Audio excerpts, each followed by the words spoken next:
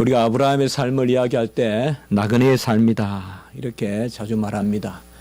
아브라함은 본토 지척 아비 집을 떠나서 가나안, 지시한 가나안 땅으로 갔지만은 즉시 가나안에 흉년이 들어서 또 애굽으로 내려가고 계속 이렇게 방황하고 막벨라 굴을 돈 주고 사지만은 거의 또 자기 땅이 없고 그런 모습을 볼 수가 있습니다.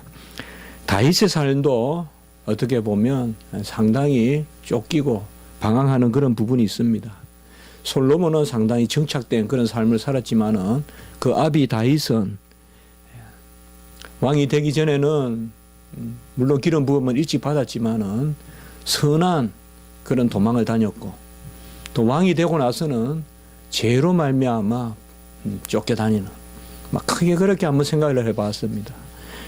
압살롬에게 또 인구조사 또 크게 어떤 그런 바스바를 범했을 때와 또 교만해서 이제 내 지경을 삼아보자 라고 인구조사를 하나님이 원치 않는 그런 조사를 하고 이만하면 됐다라고 내 공로를 따지고 할 때 하나님이 여러 가지 그런 병도 주시고 언역도 주시고 그리고 또 압살롬으로 말미암아 쫓겨다니는 뭐 이런 모습들을 봤을 때는 뭔가 다윗의 삶은 젊은 날은 보면 하나님 앞에서 선한 가운데 쫓겨다니고 또 그 다음에 또 죄 때문에 또 어쨌든 쫓겨다니는 그런 모습을 우리가 많이 볼 수가 있습니다.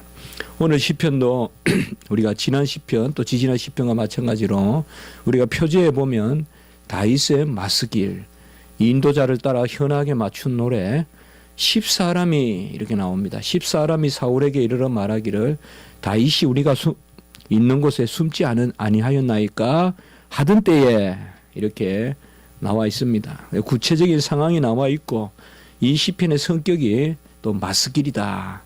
마스길은 교훈이거든요. 우리가 지난주와 또 지지난주 계속 나누었죠. 이 교훈, 쫓기면서 얻는 교훈, 할랄날에 얻는 교훈. 주로 이 마스길이라는 것은 죄 가운데서 우리의 연약함 가운데서 하나님 앞에서 우리가 깨닫는 어떤 교훈, 그런 것이라고 생각하면 될 것 같아요. 어떤 세상에서 번영하는 그런 교훈이 아니라 정말 우리가 하나님 앞에 공고함, 오라 나는 공고한 자로다 할 때 그 공고함 가운데서 하나님이 어떤 일종의 연단을 통하여서 우리에게 주시는 교훈, 뭐 이런 것들이 주로 시편의 마스길입니다.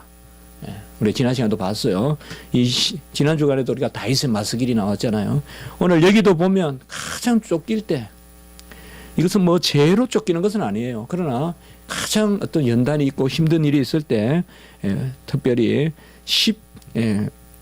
광야에 그 10사람들에게 10사람들이 살던 곳인데 이 10사람들은 본래 유다 족속입니다. 유다 족속이니까 다윗을 옹호해야 되는 사람들이에요. 다윗과 같은 그런 베냐민파가 아니라 유다 지파의 사람들이에요. 10사람들이. 그런데 이 10사람들이 두 분이나 우리가 사무엘상에 보면 23장, 26장에 보면 두 분이나 이 다윗을 배반해요. 그래서 아마 같은 지파고 하니까 다윗은 믿고 이 10사람들이 있는 곳에 숨어 들어가요. 여기 이제 광야예요. 그 10광야라고도 하는데, 근데 이제 이 10사람들이 살고 있던 지역이 10광야인데, 그 10광야에서 이제 숨어 있었는데, 그때 두 번이나 이 사람들이 밀고를 해요. 그래서 사울을 찾아가서 바로 다윗이 우리 안에 숨어 있다. 같은 이제 우리 유다 지파 중인데 다윗이 숨어 있으니까 잡아가라, 잡아서 죽여라, 뭐 이렇게 두 번이나 그렇게 발고를 하는 것을 우리가 볼 수가 있습니다. 광야가 어떤 곳일까요? 저도 가봤는데 그 제가 이렇게 여기 참 설교집에 적어놨습니다. 광야는 숨기는 쉬운 곳일 줄 몰라요. 그냥 숨으면 잘 안 보여요. 그러나 발각되면 도망갈 곳도 없는 곳이 또 광야예요. 숨기도 쉬워요. 그렇게 아주 떨어져 있기 때문에 안 보인다고요. 우리가 뭐 산도 없고 이런 데 숨기, 근데 아니에요. 아주 광야는 숨으면 안 보여요. 마치 그냥 인간이 마치 그 보호색 같이 돌색 같이 딱 붙어 있는 것 같아서 안 보여요. 그러나 발각이 되면 더 이상 도망갈 데는 없는 거예요. 그러니까 이제 다윗이 얼마나 도망갈 곳이 없으면 우리가 찬송도 드리지만은 그 바위를 열어서 바위에 숨겨 주십시오. 그 메마른 땅을 내가 걸어가도 그 찬송이 있잖아요. 주 예수 그 바위에 날 숨기시네. 그 바위밖에 없어요. 정말 도망갈 곳이. 그래서 어떻게 보면 절대절명의 그 위기예요. 그러니까 다윗이 이제는 도망가다가 그래도 동족인 이 10사람들에게 찾아가는데 10사람들이 배반하고 사울에게 다윗이 우리에게 있다라고 이제 그렇게 밀고 하는 거죠. 주로 강야 사람들을 뭐 제가 사람이 어떻다 그렇다 하는 것은 아니지만은 어떻게 보면 이 광야의 삶이라는 것은 이 배반의 삶이라고도 볼 수 있어요. 뭐 어디에 음식이 있습니까? 뭐가 있습니까? 그러니까 또 그리고 사람들은 항상 지나가잖아요. 상인들도 지나가고 또 간혹은 또 병사들도 지나가고 참 불안한 삶이라고 볼 수 있어요. 간혹은 또 진을 치는 곳이고 그러다 보니까 이 10사람들은 상당히 약삭빠른 사람이라고도 볼 수 있어요. 우리가 이런 가운데서도 하나님이 도우세요. 다윗을. 물론 이 시편이 이 시편만 보면 이제 이러한 기도를 통하여서 하나님이 도우셨다. 우리가 이렇게 읽어도 좋아요. 이렇게 읽어도 좋아요.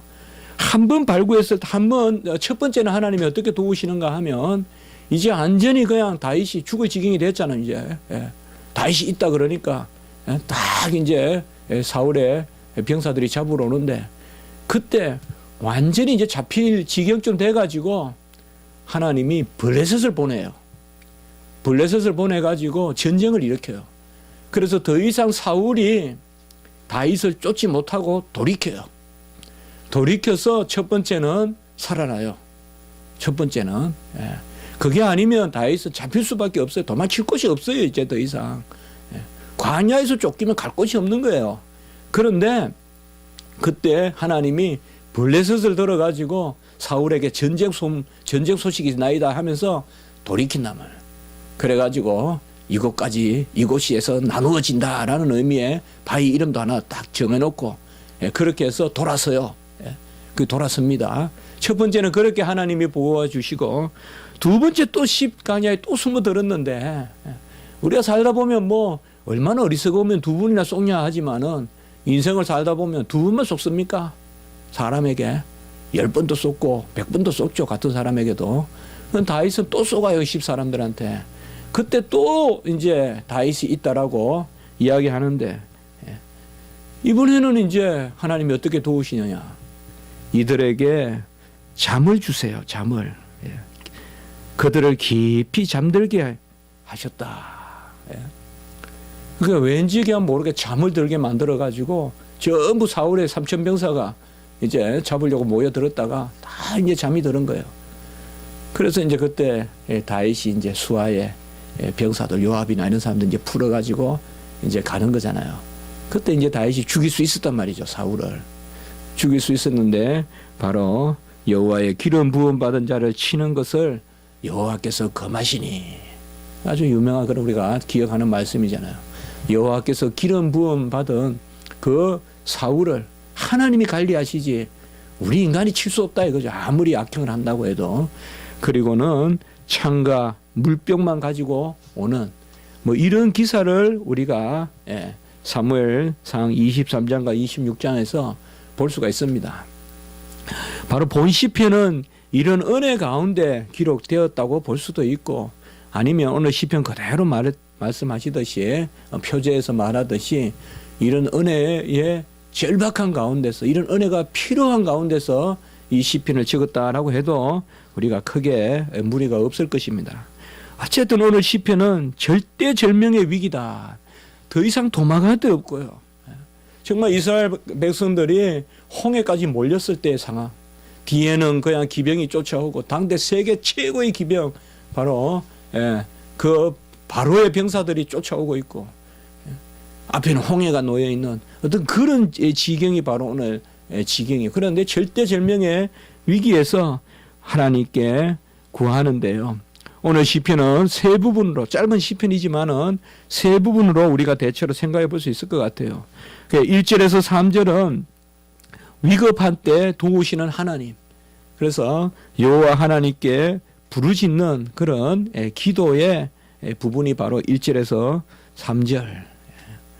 그래서 3절 셀라 이거는 이제 마음을 들어 올리는 그런 그거거든요. 그래서 1절에서 3절 그렇게 하고 그 다음에 4절에서 5절에 보면 여호와의 어떠하심을 이야기하고 있습니다.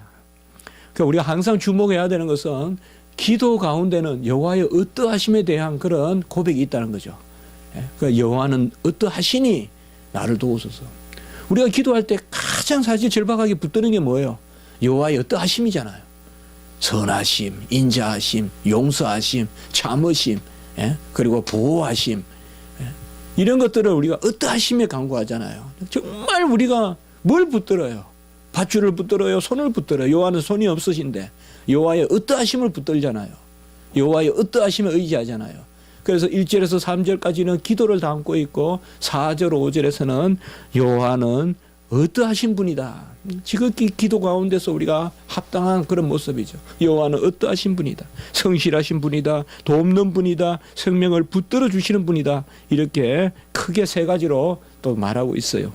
그리고 6절, 7절 여기가 아주 시편의 아주 백미라고 할 수 있는데요. 이 부분이 바로 하나님께 감사 제물을 드리는데 낙큰 죄로 6절에 내가 주께 제사 드린다. 그렇게 말씀하고 7절에 보면 내 눈이 똑똑히 보게 하셨나이다. 이게 지금 과거형으로 되어 있거든요.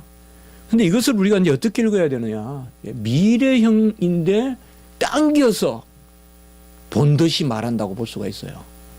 이 7절은. 그래서 우리가 이 7절은 시편에서 간혹은 과거형이요. 미래에 대한 확신을 뜻할 때가 있어요. 내가 여호와의 어떠하심을 목도하였나이다 이러면 과거의 여호와의 어떠하심을 목도하였다는 그런 고백일 수도 있고 이미 미래에 될 일을 내가 미리 바라보았다는 어떤 그런 서원에 대한 그런 고백이라고도 볼 수가 있어요. 그래서 6절, 7절에서 특별히 우리가 그런 것을 보면 됩니다. 그래서 본 시편의 구조는 상당히 아주 절묘한 구조를 갖고 있는데 1절에서 3절은 여호와께 간구하고 또 4절에서 5절은 여호와의 어떤 분이다. 정말 우리가 부모님에게도 우리 자녀들이 이제 전부 부모님 안 계시지만은 가장 큰 무기가 뭐예요? 아버지는 평소에 우리한테 잘해 주시잖아요. 그러니 뭐 이렇게 이제 부모를 인정해 주면 부모가 꼼짝 못 하거든요. 그렇잖아요. 아빠는 평소에 그렇게 부드럽다가 요새 왜 이렇게 막 딱딱해? 뭐 이런 식으로 이야기하면 우리가 어떻게 할 수가 없잖아요. 이것도 마찬가지예요. 4절, 5절에서는 정말 절박할 때 여호와의 어떠하심을 붙든단 말이죠. 여호와는 어떠하시다. 생명해 주시고 나를 돕는 이시고 성실하신 분이고 뭐 이렇게 여호와를 또 인정하고 그 다음에 이제 6절, 7절에서는 미리 네 간구에 대하여 이 간구에 대하여 여호와의 어떠하심을 내가 바라보니 이것은 이미 된 것과 마찬가지다. 감사 노래 부르자. 지금 사방에서 그냥 쎄구로 해가지고 막 완전 나를 포위해가 잡으러 드는데 포위망이 좁아지는데 다윗은 사실 감사의 노래를 부르고 있다 이거죠. 이런 마음으로 오늘 시편이 우리에게 주어져 있는 것입니다. 조금 우리가 상론해 보면 1절에서 3절까지 보면 특별히 하나님이여 주의 이름으로 구원하시고 주의 힘으로 나를 변호하셔서라고 이렇게 말하고 있습니다. 주의 이름이라는 것은 이스라엘 백성에게 이 이름이란 셈이라는 단어는 존재를 뜻합니다. 그러니까 주님 자신을 뜻합니다. 그러니까 주님 자신에 대하여 사실상 여호와는 이름으로만 존재해요. 여호와는. 이 말은 뭐냐면 여호와는 그냥 허명이란 뜻이 아니에요. 여호와는 붙잡을 수도 없고 가까이 할 수도 없고 이스라엘 백성들에게는 이름으로만 존재하기 때문에 이름을 부를 수 없는 거예요. 무슨 말인가 하면 여호와는 여호와라는 하나님이라는 그 이름으로만 존재하는 거예요. 이것은 죽었다는 말이 아니라 그저 이름만 있다 허명이란 말이 아니라 정말 여호와 하나님은 완전하시고 여호와 하나님은 바로 이름 그 자체가 담고 있는 모든 것이라는 거죠. 그래서 여호와의 주의 이름으로 나를 구원하소서라고 이렇게 말씀할 때, 이 이름은 결국은 여호와의 존재, 인격, 그리고 여호와의 어떠하심을 다 포함한다고 할 수 있어요. 전능하시고 무한하시고 살아계신 삼위일체 하나님, 바로 여호와라고 이름 부를 수 있는 유일하신 하나님, 그 하나님이여 나를 구원하소서라고 이렇게 말하고 있습니다. 이스라엘 백성은 특별히 우리가 이사야 6장 5절에도 보면 하루다 나여 망하게 되었도다 나는 입술이 부정한 가운데 만군의 여호와를 배웠으며, 만군의 여호와를 봤는데 입술이 부정한 가운데 봤다. 눈이 부정하다 그러지 않고 왜 입술이 부정하다 그랬을까요? 이런 것들이 다 이름과 관계되어 있습니다. 이름과. 그래서 나는 부정하고 내 입에 여호와의 이름을 올릴 수 없는, 그게 이스라엘 백성의 의식이에요. 그래서 야훼라는 말을 부를 수 없으니까 여호와라는 이름이 나온 거예요. 야훼라고 부를 수 없으니까 여호와라는 이름으로 아도나이라는 말을 자음 모음을 모아가지고 부르는 거예요. 그래서 저는 여호와라 부르는 게 좋다고 생각해요. 야훼는 우리 주시다, 이게 여호와라는 뜻이에요. 야훼는 스스로 계신 하나님이잖아요.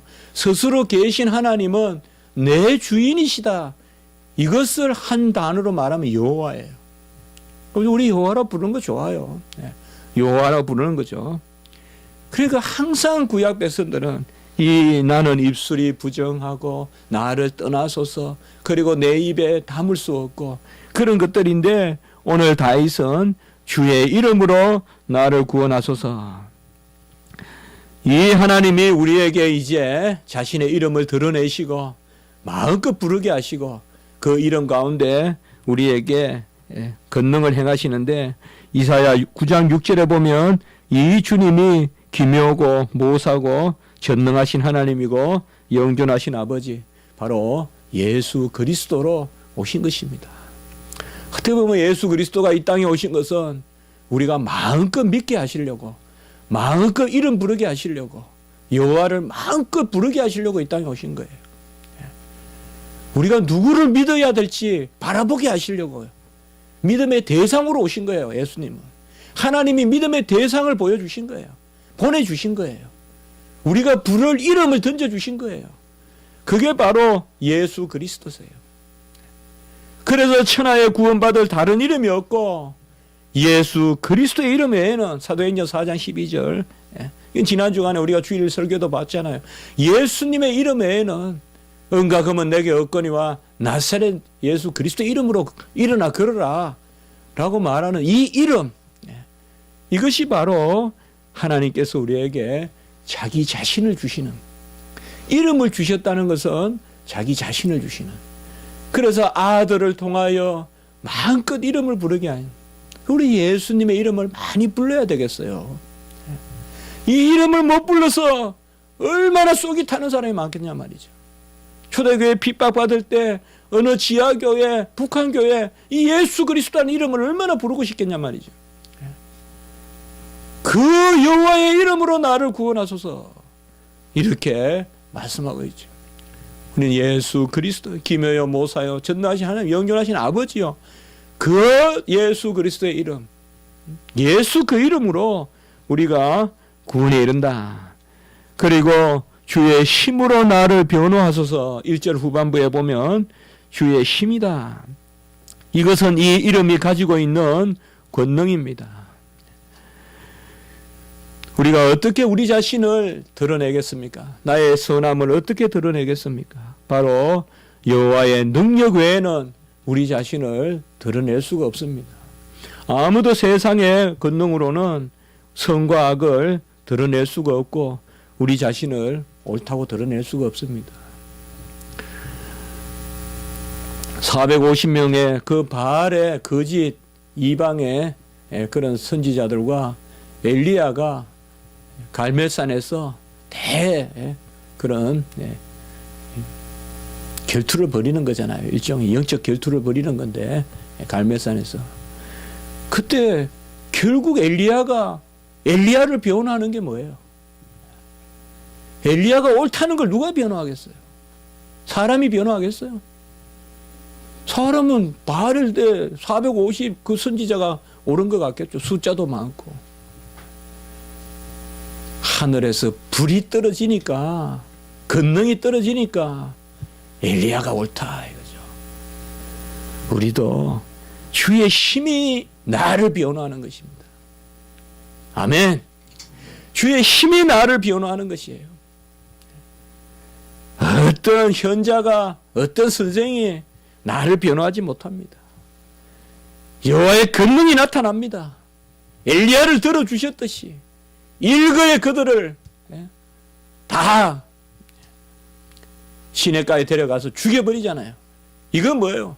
여호와의 권능이 나타나기 때문에 변호해 주는 거예요. 엘리야가 옳다는 거죠. 우리가 세상을 살아갈 때 보면 항상 우리가 옳게 살아갈 때 이 나의 옳음을 어떻게 드러낼고, 어떤 사람이, 어떤 학자가, 어떤 건세자가 그 사람이 옳다, 문병호 목사는 옳다, 그래 말해준다고 제가 옳아질까요? 어떤 많은 사람들이 저에게 옳다고 해준다고? 아닙니다. 여호와의 권능이, 여호와의 힘이 나를 변호하소서. 이 다윗은 지금 자기가 옳다. 시편에는 항상 다윗은 자기를 의인으로, 사울은 악인으로 나오는데 이건 우리가 계속 보지만은 이 의인은 뭐예요? 여호와가 붙들어 주신다는 의미에서 의인이라고 우리가 계속 보고 있죠. 그래서 나는 여호와의 편이고 여호와가 나를 붙들어 주신다는 것을 여호와의 힘으로 변호해 주시옵소서. 주여 주의 권능으로 변호해 주시옵소서. 그것을 지금 이야기하고 있습니다. 주의 이름으로 나를 구원하시고 주의 힘으로 나를 변호하소서.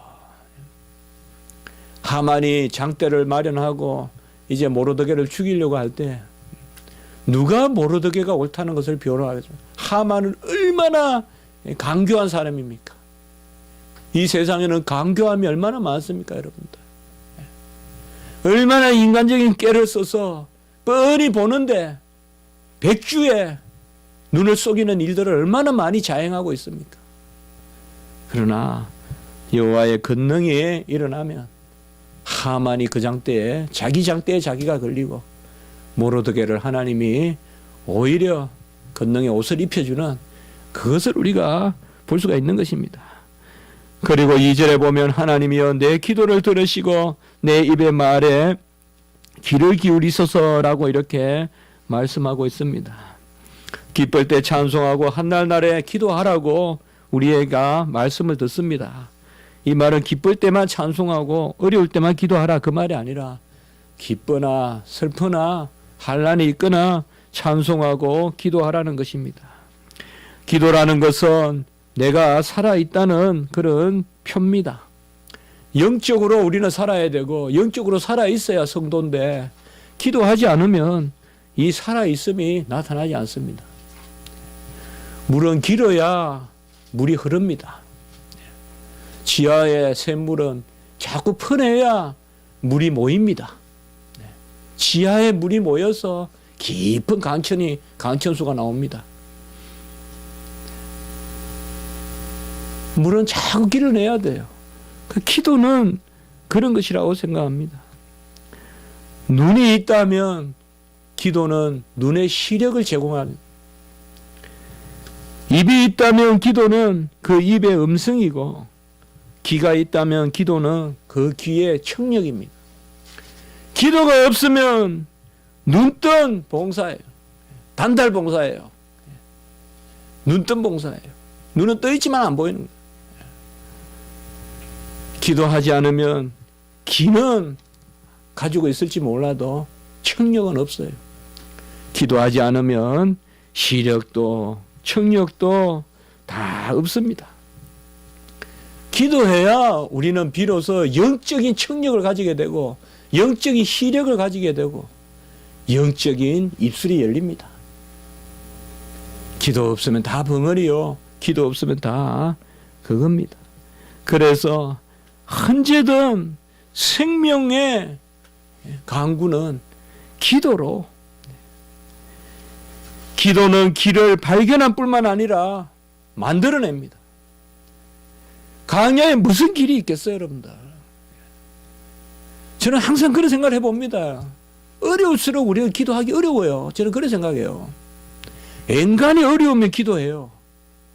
인간이 어려우면. 길이 3가지, 4가지 있으면 하나 정해달라고 기도해요. 그러나 아예 길이 안 보이면 우린 기도 안 해요. 인간이 기도할 만해야 하지. 아예 절망 상태에 들어가면 기도 안 하거든요. 그러나 사실 하나님은 길을 발견하게 하시는 것이 아니라 만들어내는 거예요. 광야의 길은 발견하는 게 아니라 만들어내는 거예요. 지금 다윗은 길을 만들어 주셔야 돼요, 하나님이. 길을 내 주셔야 돼요. 40년간 길을 내 주셨던 구름기둥 불기둥에 그것이 바로 기도입니다. 기도는 우리의 길을 찾는 것이 아닙니다. 하나님의 길을 찾는 것입니다. 하나님 편에서의 길이 있는 것입니다. 나는 이것을 못해서 저것을 한다고 생각하지만은 사실 하나님은 저 길을 미리 예비하고 계셨던 것입니다. 그래서 바로 다윗은 그 가운데서 이렇게 기도하고 있는 것입니다. 특별히 3절에 보면 낯선 자들이 일어나 나를 치고 포악한 자들이 나의 생명을 수색한다라고 했는데, 여기 낯선 사람들은 십사람이라고도 할 수 있고 아니면 영적으로 외인들이라고도 할 수 있겠습니다. 이렇게 1절에서 3절까지는 주의 이름으로 구원하시고 주의 힘으로 변호하시고, 특별히 우리 이 구절을 좀 잘 기억하면 좋겠습니다. 주의 이름으로 구원하시고, 주님은 존재적으로 구원하신다 이 말이에요. 자기 자신이 우리를 구원해 주신다 이 말이에요. 아들을 보내주셔서 예수의 이름을 부르게 하시고 그 이름의 권능을 주셨단 말이죠. 그리고 주의 힘으로 나를 변호하소서. 아무도 나를 변호 안 해줍니다. 주님의 권능이 나를 변호해 줍니다. 아무도 나를 변호해 안 해요. 우리는 아예 끊고 살아야 돼요, 여러분. 누가 손양은 목사님을 변호하겠어요? 하나님만이 변호하시지. 아무도 변호 안 해요, 여러분들. 사람은. 스승도 제자를 변호 못 해요. 하나님만이 변호할 수 있어요. 하나님의 권능이 임해야 내가 옳다라고 변호하시 주시지. 어렵고 힘들더라도 주의 힘으로 나를 변호하소서. 주의 권능으로 나를 변호하소서. 하늘에 불이 내려서 다른 것들은 걷어주고 내는 물통 12통을 싹 핥아 주셔서 그 불의 권능으로 하나님께서 내가 옳다는 것을 드러내십시오. 엘리야의 그 갈멜산 같이. 그것 기도를 지금 드리고 있는 것입니다. 그리고 4절에 보면 이 하나님이 누구냐, 아까 우리가 잠깐 말씀드렸지만은 나를 돕는 이시다라고 이렇게 이야기합니다. 성경에서 자주 나오는 돕는다는 말은 보조적이라고 생각해서는 안 될 것입니다. 하나님이 우리를 도우신다는 것은 바로 정권적입니다. 사실 돕는다는 말은, 저는 항상 이 돕는다는 말은 하나님이 겸손히 자신을 표현하신 것이다. 어떻게 돕는 거예요? 주도적으로 다 하시는 거지, 하나님. 이스라엘 백성을 홍해 바다 건넌 것을 돕는다고 할 수 있겠어요? 하나님이 다 하신 것이지. 여리고 성이 무너진 것이 하나님이 도우셨다고 할 수 있겠어요? 우리는 신인 합력설이 아닙니다. 인간이 하면 하나님이 도와주시는 게 아닙니다. 성경에서 돕는다는 것은 바로 전적으로 하나님이 다 하셨다는 것입니다. 하나님이 도우신다는 것은 하나님이 알파와 오메가가 된다는 것입니다. 그래서 하나님은 나를 돕는 이시고, 그렇게 지금 고백하는 거죠. 그리고 주께서는 내 생명을 붙들어 주시는 이다라고 이렇게 말하고 있습니다. 아까 말씀과 같이 여기 생명은 바로 우리의 존재를 뜻하고, 이 생명은 이름과 통하는 것입니다. 주의 이름을 부르는 자가 생명이 있습니다. 그래서 하나님의 존재, 그 앞에 서 있는 그 생명, 그것을 붙들어 주시는 사람이다. 그 여호와 하나님은 나를 돕는 분이시고, 하시는 거예요, 하나님이. 하나님이 다 하시는 걸 돕는다고 표현하는 거예요. 이거는 하와가 아담을 돕는다 할 때 그 돕는다는 단어와 뜻이 다른 거예요. 하나님이 다 하시는 거예요. 하나님이 우리를 다 도우시고 주께서는 내 생명을 붙들어 주시고 내 존재를 붙들어